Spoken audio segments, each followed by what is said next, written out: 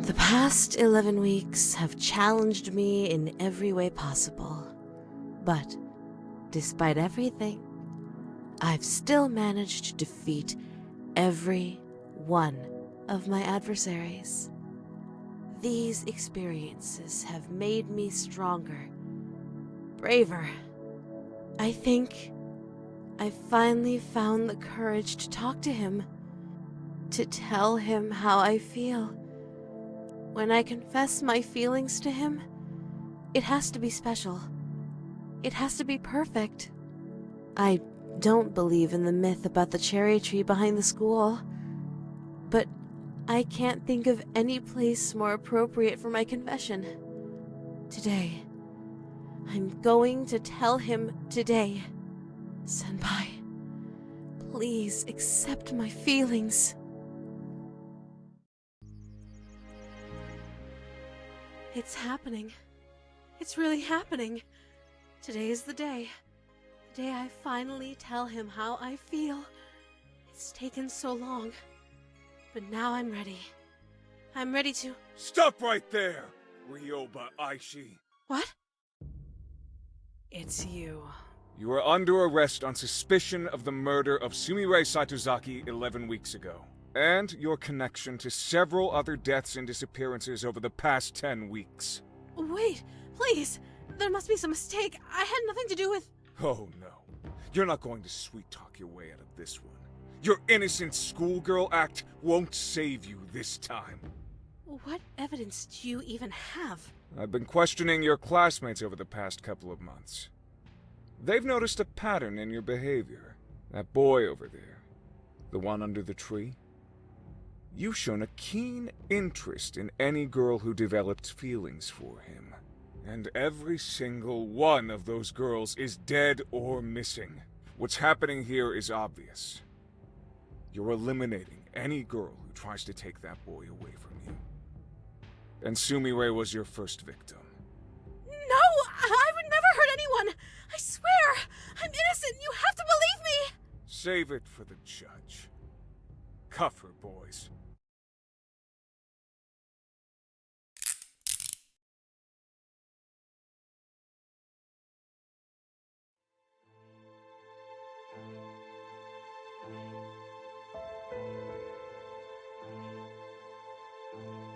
On April 1st, 𝗬𝗱𝗿𝗍𝗍 put a note into the locker of 𝗬𝗍𝗍𝗍𝗍.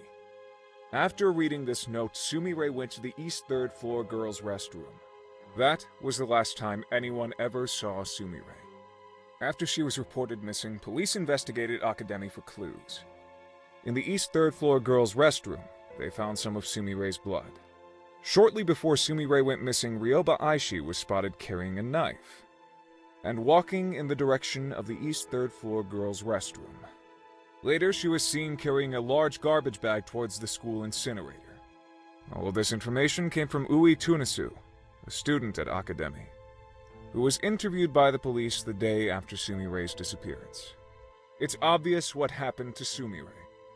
𝗬𝗱𝗍𝗍𝗍 killed her in the bathroom with a knife, stuffed her in a garbage bag, and carried her to the incinerator, where she burned all of the evidence. Do you deny any of this, 𝗬𝗱𝗿𝗍𝗍? I did not kill 𝗬𝗍𝗍𝗍𝗍.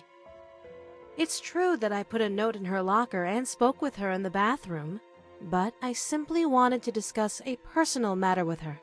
Nothing more. What about the knife? I noticed that one of the knives in the home economics room was missing. It turned out that someone had brought the knife to the cooking club by mistake. So, I simply took it from the cooking club and put it back in its rightful place. And the garbage bag? How do you explain that? I love my school. I can't stand to see trash and garbage piling up everywhere. I do my part to keep the school clean, just like everyone else does. You always have a convenient explanation for everything, don't you? Do you really think anyone in this courtroom is going to believe your obvious lies?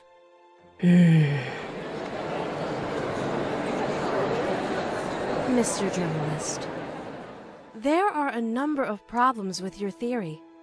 First of all, you're accusing me of murder, but You don't actually have any proof that Sumire is dead. She is still considered missing, after all. I think she simply ran away because of the stress of studying at an elite school. I pray that she is alive and well and will return to us one day. You think I killed Sumire because of 3 facts. I spoke to her, I held a knife, and I burned some trash. However, none of these things are grounds for suspicion. Every day at school, dozens of students talk to each other, touch objects that could be used as weapons, and carry garbage bags to the incinerator. There was nothing unusual or suspicious about my behavior. You know, I think I finally figured out what's going on here, Mr. Journalist. Your apprentice, Sonoko Sakanoe, became a celebrity after she stopped a killer. You're desperate to pin a crime on me because you want to be a celebrity too. The only reason that any of us are in this courtroom today is because you're deeply insecure that your apprentice has accomplished more than you.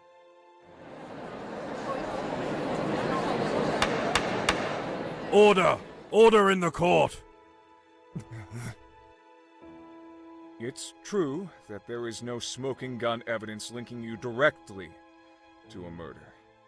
However, with that said, over the past 11 weeks, you have demonstrated behavior that is suspicious, if not outright incriminating. Your classmates have testified that you've been stalking a certain boy at school, following him when he goes shopping, following him when he walks home. By all accounts, you're absolutely obsessed with this boy.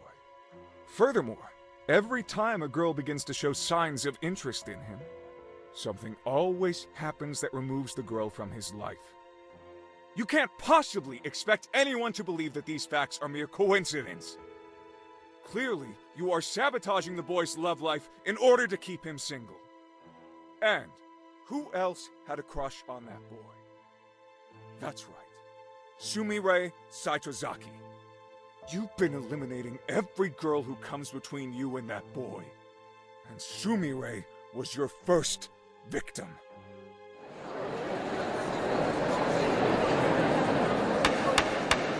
Order! I said order! Enough conjecture. Let's go over the facts.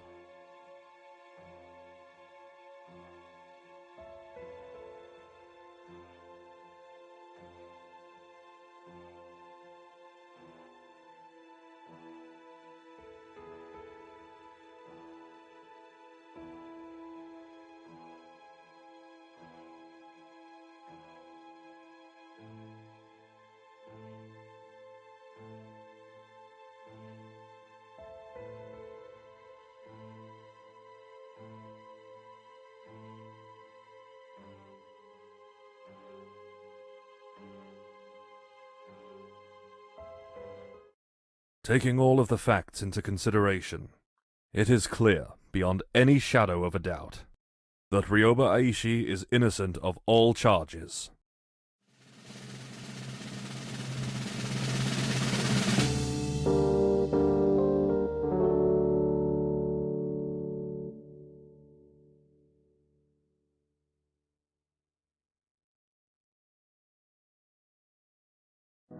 A murderous schoolgirl who kills in the name of love. It was a novel concept. Newspapers realized it would get sales. TV stations realized it would boost ratings. It didn't take long for the news of my murder trial to spread across the entire nation. I've never seen an event get that much coverage before.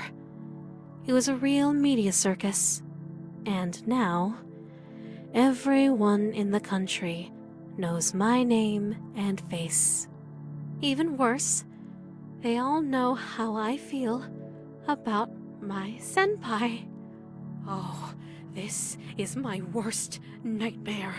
I didn't want him to learn about me like this.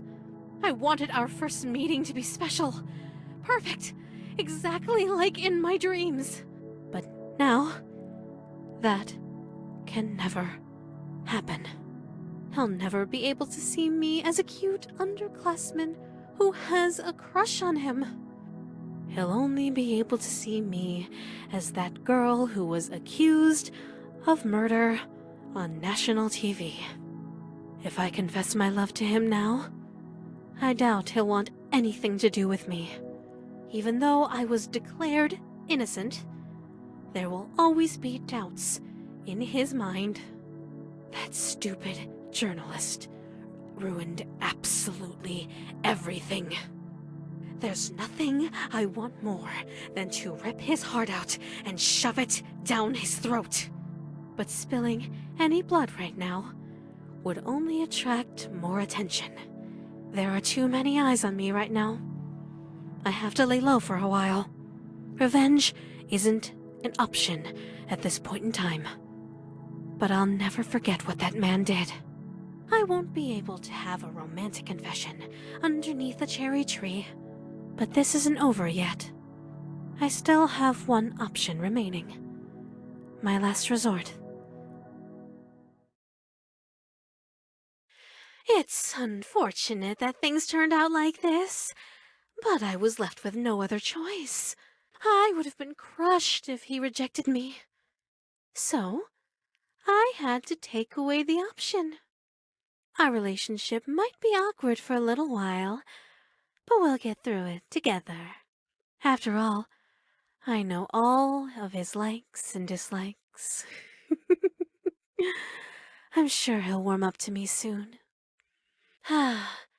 There's a part of me that wonders, what was the point of all the hard work I just did if I was just going to kidnap him in the end? But despite the way things turned out, I don't think the past 11 weeks were a waste at all.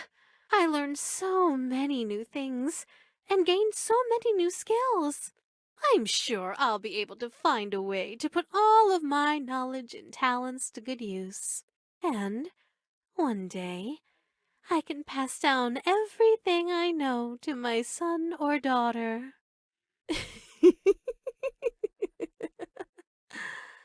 There's still so much to look forward to.